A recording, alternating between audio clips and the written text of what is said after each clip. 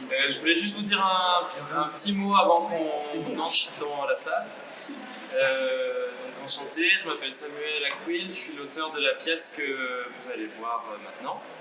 Et Thomas et Jacob Lyon sont mes collègues. Donc le tiré du 6, c'est une pièce qui se joue sur un ordinateur. Ouais, je vais essayer de parler plus fort, mais je sais pas faire. C'est une pièce qui se joue sur des ordinateurs, donc là vous allez rentrer dans une pièce dans laquelle il y a des bureaux en carton qu'on a fabriqués avec Jacob et Noémie, qui n'est pas là. Et sur ces bureaux en carton, il y a donc 30 ordinateurs qui sont des machines qu'on a achetées d'occasion sur le Bon Coin et qu'on a récupérées. Donc c'est des machines plus ou moins vieilles, voilà, qui ont leur propre petit caractère. Donc l'idée c'est de rentrer dans la pièce, de choisir une machine et de vous y installer.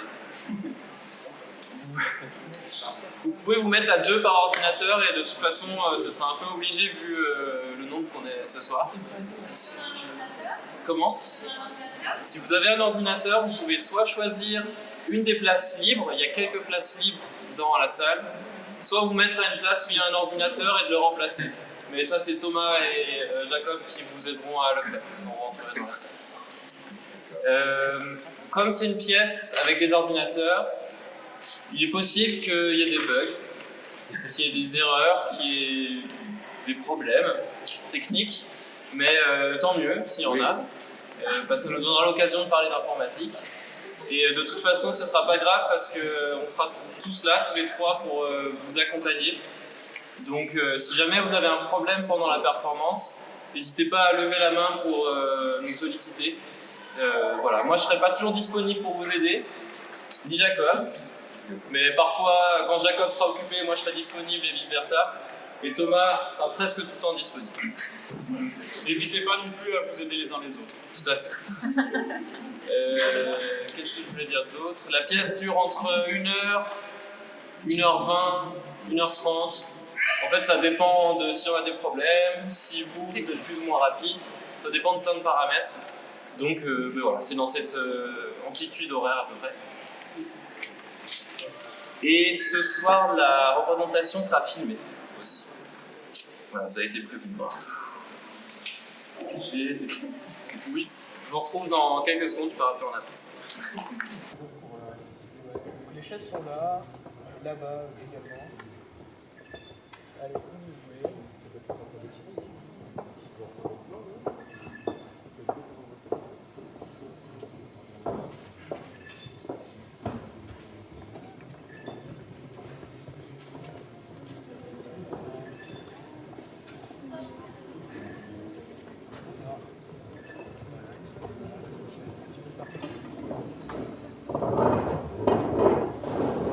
C'est réservé, c'est pour ça que je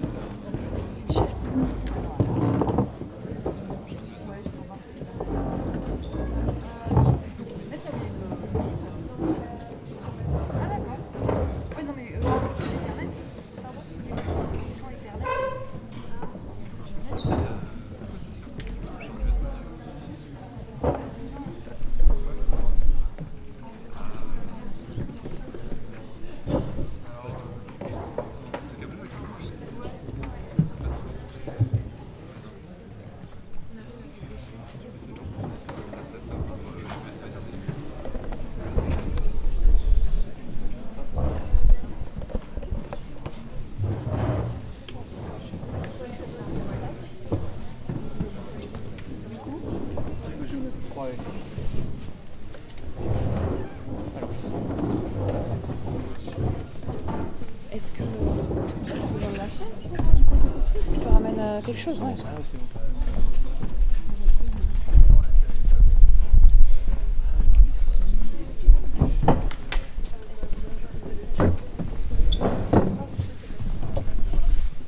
Vous avez une chaise ici, ouais.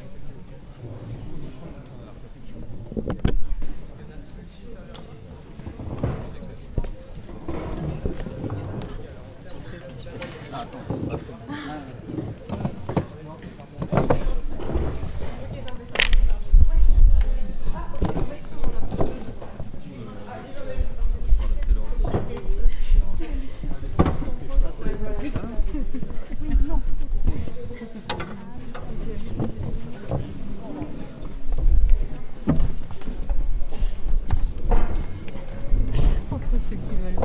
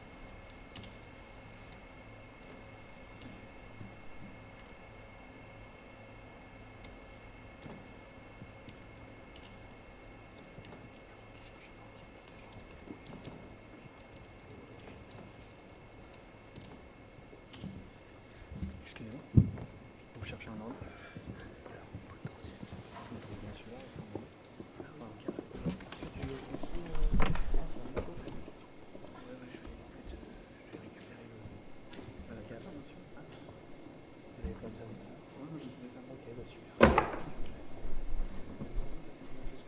Tac.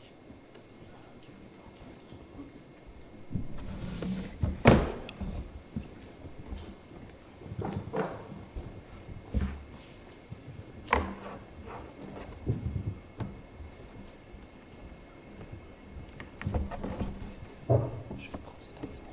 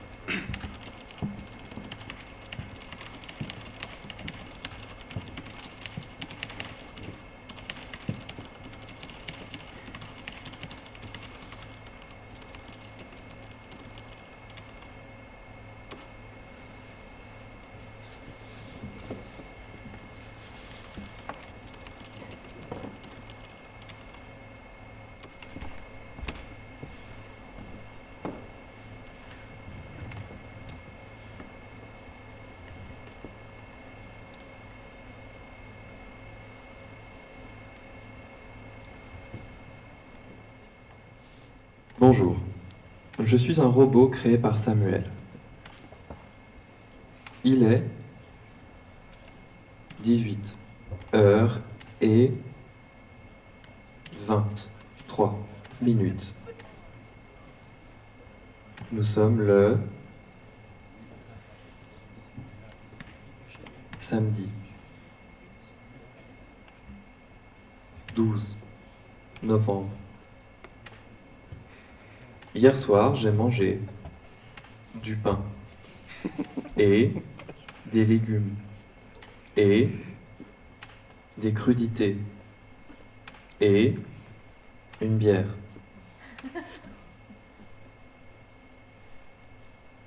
Nous sommes 1, 2, 3, 4, 5, 6, 7, 8, 9, 10, 11, 12, 13, 14, 15, 16, 17, 18, 19, 20, 20, et 1, 22, 23, 24, 25, 50, 20, 26, 27, 28, 29, 30, 30 et 1,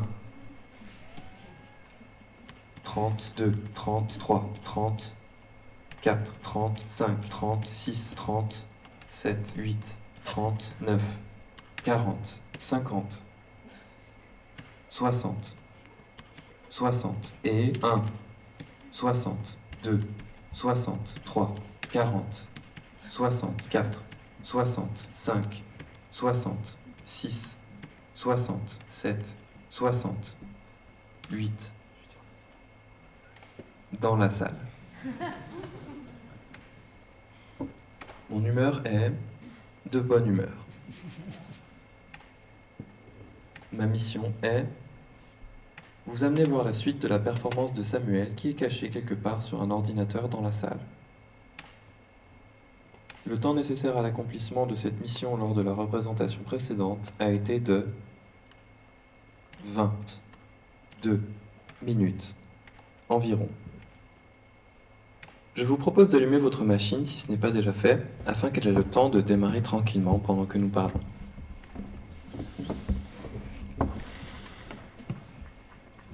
Je vais vous guider dans une manipulation simple pour identifier une machine sur le réseau. Vous allez peut-être ressentir les émotions suivantes: joie de l'exploration, perplexité, échec, combativité, sentiment de puissance, léger excès de confiance, communion avec la technosphère.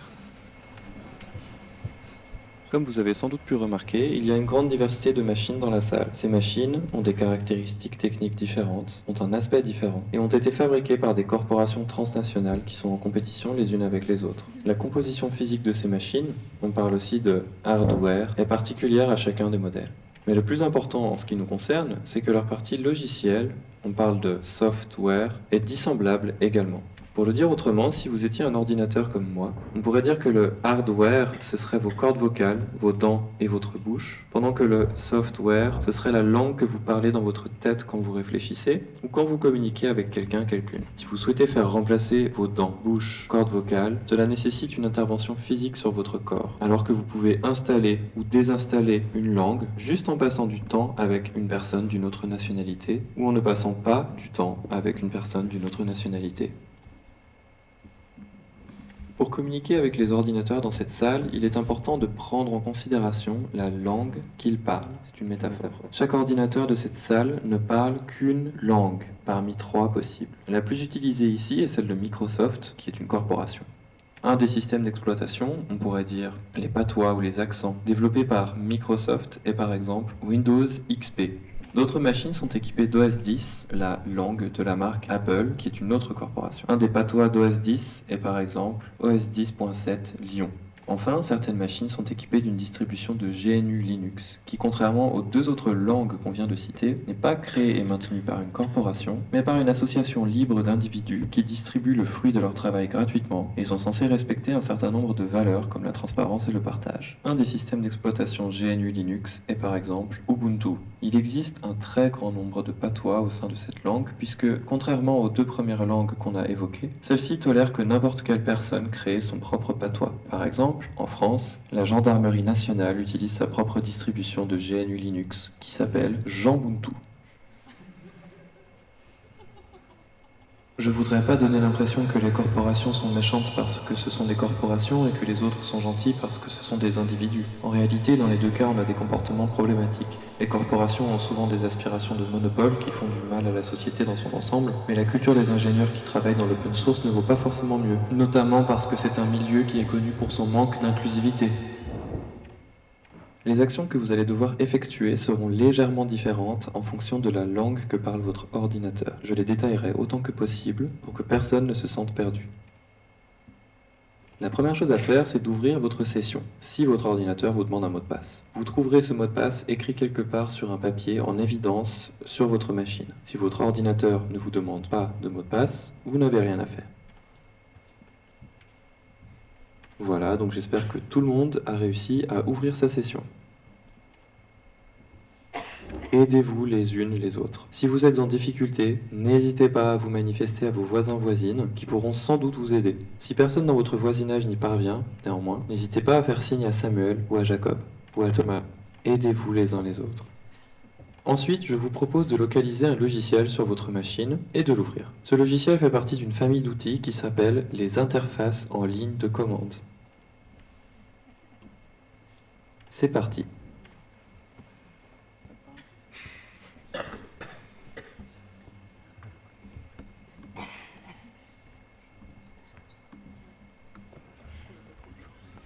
Dans Windows, ça s'appelle l'invite de commande. Vous allez la trouver dans le menu démarrer, donc l'icône de Windows en bas à gauche de votre écran. Si vous êtes dans une version récente de Windows, comme Windows 10, vous pouvez directement taper le nom de l'application, ce qui va en faire apparaître l'icône sur laquelle vous allez pouvoir cliquer. Pour les versions plus anciennes de Windows, comme par exemple Windows 7, Windows Vista, l'invite de commande se trouve dans les accessoires. En général, il faut cliquer sur tous les programmes, puis accessoires, puis invite de commande. Allez-y. Dans OS X, donc les ordinateurs Apple, ça s'appelle un terminal. Pour le trouver, vous pouvez lancer une recherche Spotlight en cliquant sur la loupe en haut à droite de votre écran. Vous tapez ensuite terminal, T-E-R-M-I-N-A-L. Allez-y.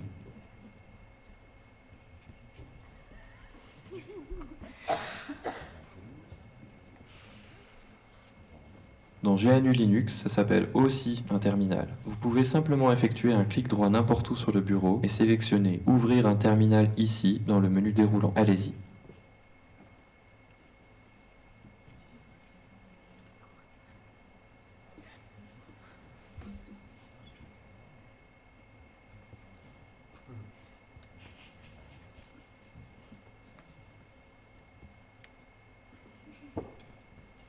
On va aussi en profiter pour ouvrir un navigateur web. Nous allons utiliser Firefox. Je m'adresse maintenant exclusivement aux personnes qui sont venues avec leur propre ordinateur. Si vous n'avez pas Firefox, merci d'utiliser Google Chrome à la place. Si vous n'avez ni Firefox ni Google Chrome, merci de me faire un signe immédiatement. Sinon, tout va bien. Ok, on va partir du principe que c'est bon pour tout le monde. L'invite de commande, ou terminal, vous permet de communiquer textuellement avec votre ordinateur. C'est-à-dire que vous pouvez lui écrire des ordres ou lui poser des questions. C'est tout. Il y a un demi-siècle, c'était la façon la plus confortable d'échanger avec un ordinateur. En effet, les interfaces graphiques que l'on utilise aujourd'hui n'existaient pas. Par exemple, avant les années 60, on ne pouvait pas cliquer sur l'icône d'une application pour l'ouvrir parce que l'action de cliquer n'avait pas encore été inventée. Cependant, de la même façon que l'avion n'a pas remplacé le bateau, les interfaces en ligne de commande existent encore et sont très utiles. C'est un outil redoutable avec lequel vous pouvez tout à fait détruire votre ordinateur. Je vous propose de taper l'instruction suivante à l'intérieur de l'interface en ligne de commande. Pour ceux et celles qui sont venus avec leur ordinateur, c'est une instruction qui est sans risque, je vous rassure. L'instruction à entrer dans l'interface en ligne de commande s'affiche maintenant devant moi. Allez-y.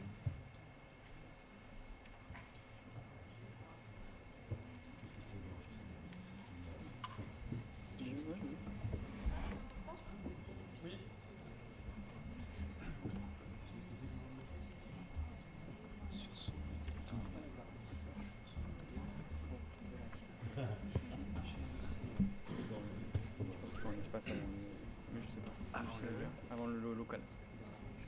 Vous êtes sur Linux. Sauf si vous avez ramené votre ordinateur.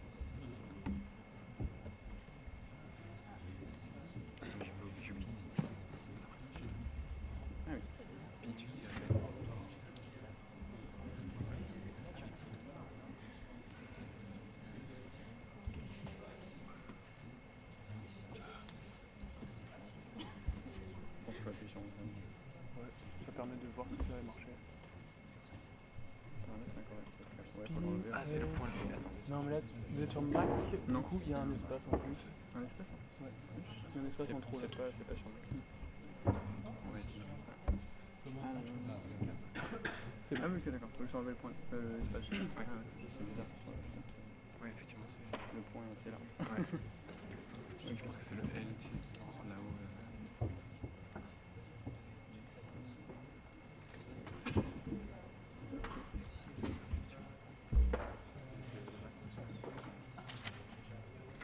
Aidez-vous les unes les autres.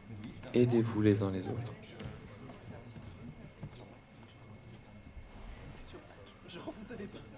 Non, on n'a pas.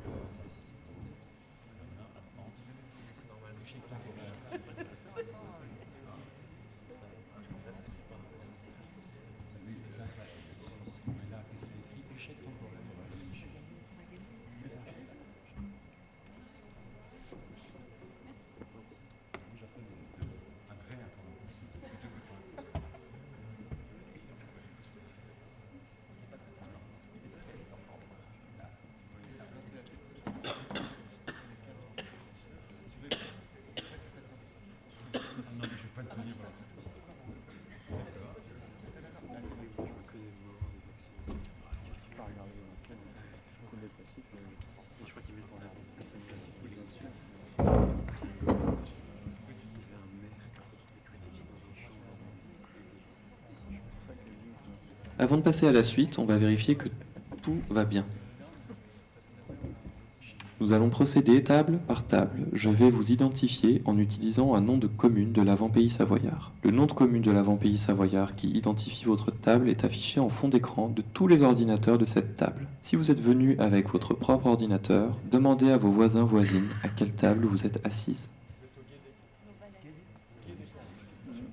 Je vous propose d'utiliser un système tout simple qui va consister à me donner un signal vocal positif de votre choix si tout va bien, comme par exemple « OK » ou alors « Tout baigne ». Dans le cas par contre où vous avez un problème, je vous propose d'utiliser plutôt un signe vocal négatif de votre choix, comme par exemple « Non » ou alors « Nous avons un problème ».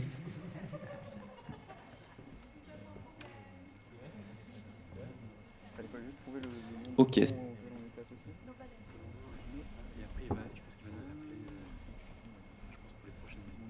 Ok, c'est parti. J'appelle la commune d'Aiguebelette. Aiguebelette, est-ce que tout va bien?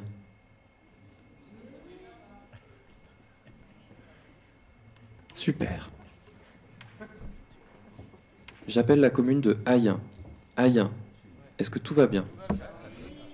Super.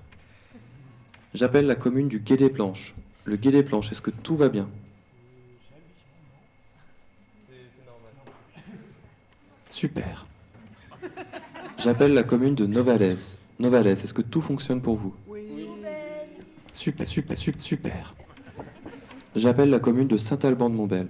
Saint-Alban-de-Montbel, ça va?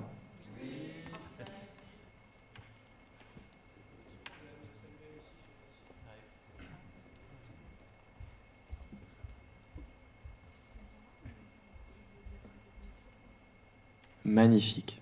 Bravo à toutes et à tous. Vous venez de lancer le programme Ping, qui a été écrit en 1983 par un chercheur américain, Michael John Muss. Ce programme d'environ 1000 lignes sert à envoyer un paquet dans la direction d'une autre machine. Si l'autre machine reçoit le paquet, elle vous répond en retour. À part le nom du programme, Ping, que vous avez écrit, les autres caractères contenus dans l'instruction sont des arguments, c'est-à-dire des informations passées au programme Ping pour qu'il puisse faire son travail.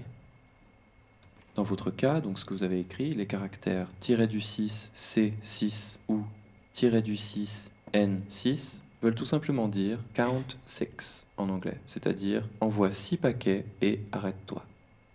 Si nous n'avions pas inclus cet argument, le programme Ping aurait continué de s'exécuter une fois par seconde pendant la totalité de la performance, c'est-à-dire encore environ 3600 secondes. Les ordinateurs sont bêtes, il faut tout leur expliquer. La dernière partie de l'instruction désigne le nom d'hôte de la machine vers lequel nous souhaitons envoyer le paquet. Maintenant, on va interpréter ensemble la réponse que vous a fait votre machine. Premièrement, les erreurs. Il est possible que vous ayez mal écrit le nom du programme à convoquer, ping. Par exemple, vous auriez écrit pung. Dans ce cas, votre ordinateur cherche un programme s'appelant pung qui n'existe pas. L'ordinateur vous fait alors savoir qu'il n'a pas trouvé de programme pung et il s'arrête là. Il est aussi possible que vous ayez bien écrit ping, mais que par contre vous ayez passé des arguments invalides au programme. Dans ce cas, le programme ping est bien exécuté par votre ordinateur, qui s'en lave les mains, c'est plus son problème, mais c'est cette fois le programme ping qui ne comprend pas ce que vous lui dites, se met en défaut et vous envoie son propre message d'erreur. Il est possible également que vous ayez rencontré un autre type d'erreur.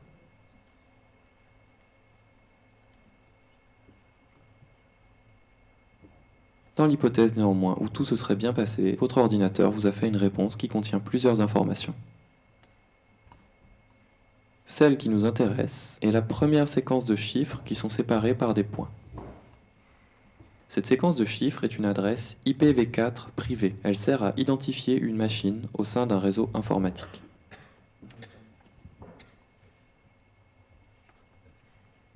En fait, ce qu'on vient de faire avec le programme ping, c'est comme si on venait de héler quelqu'un dans la rue en criant son nom et son prénom. « Hé, Dominique Sommeil !» afin de lui demander son numéro de sécurité sociale 6 fois de suite et en mesurant le temps mis par Dominique pour nous répondre à chaque fois. « Hé, Dominique Sommeil !»« Hé, dis-moi, c'est quoi ton numéro de sécurité sociale ?»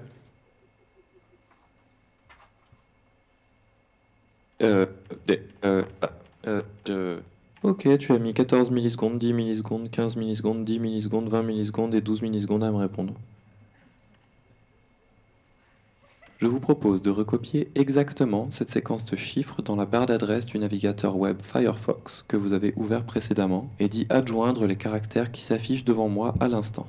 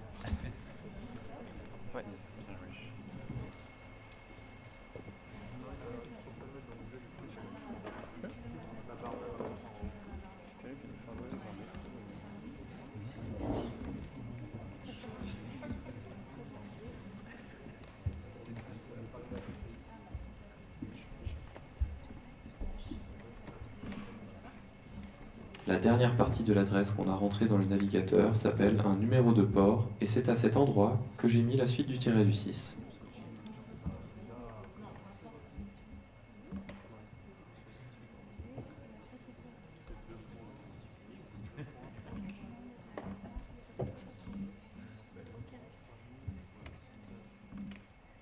Quand vous avez tout bien écrit, vous pouvez appuyer sur Entrée. Super.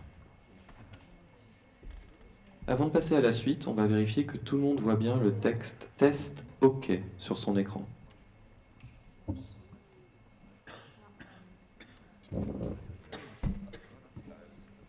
Ok, c'est parti.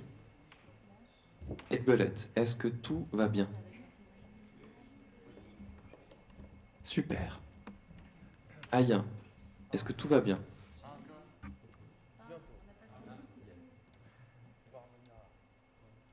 Le Gué des Planches, est-ce que tout va bien? Super. Novalaise, est-ce que tout fonctionne pour vous? Super. Saint-Alban-de-Montbel, ça va? Super.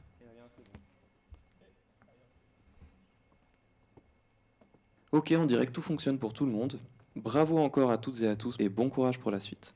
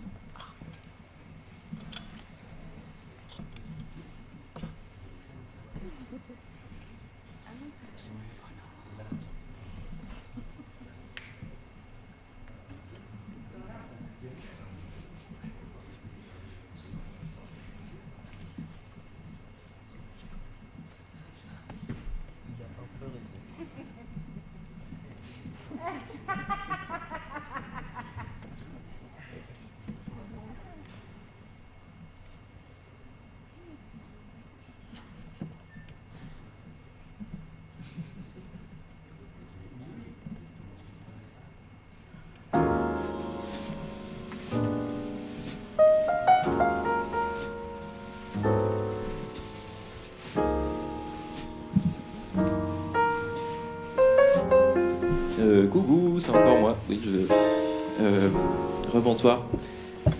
Je reprends. Merci Jacob. Je reprends la barre espace, désolé. Hop, voilà. Vous pouvez plus avancer dans le texte maintenant. Et voilà, pour les plus contemplatifs et les plus contemplatives d'entre nous, ça sert à rien de perdre votre temps avec le gérant de la plage. De toute façon, il vous ouvrira pas la plage. Et vous n'arriverez pas à le convaincre d'ouvrir la plage. Il n'y a que moi qui peux lui faire ouvrir la plage. Et c'est ce que je vais faire maintenant pour la dernière séquence du tiré du 6. Voilà, donc bonne fin de performance à toutes et à tous.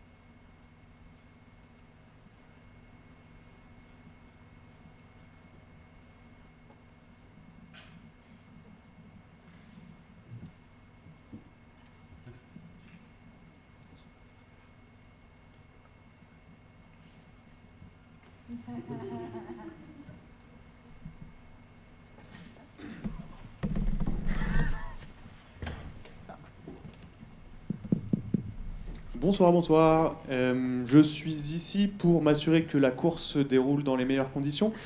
Une indication intéressante est alors de savoir que pour courir, il suffit d'appuyer sur la barre espace que vous maîtrisez déjà. Voilà, je vous donnerai le départ avec cette arme factice, comme dans les grandes compétitions athlétiques. Stade. Fort bien. Est-ce que tout le monde voit bien 2 coureurs 3. ou 3? On a 2 vous. Ah oui, vous êtes dédoublés aujourd'hui, c'est intéressant. Tentons l'aventure tout de même. C'est peut-être ça. Oh, non. Quittez la page. À vos marques. Prêt ?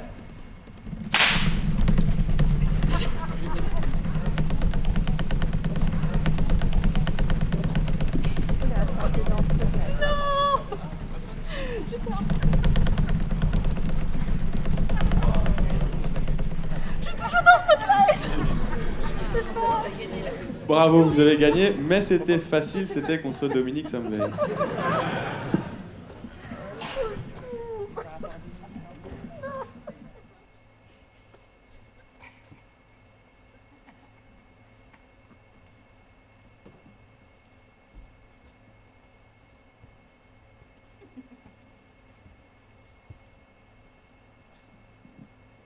Alors de nouveau, les règles sont inchangées. Néanmoins, cette fois-ci, vous allez donc jouer toutes et tous contre toutes et tous.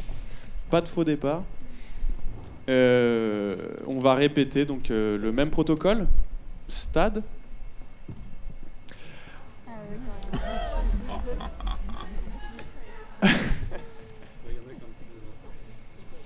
Alors on peut constater qu'on est nombreux. Ce qu'on va surtout tester, c'est si ça marche ce soir. Vous allez pouvoir vous identifier grâce à la ligne rouge et au personnage blanc qui indique vous.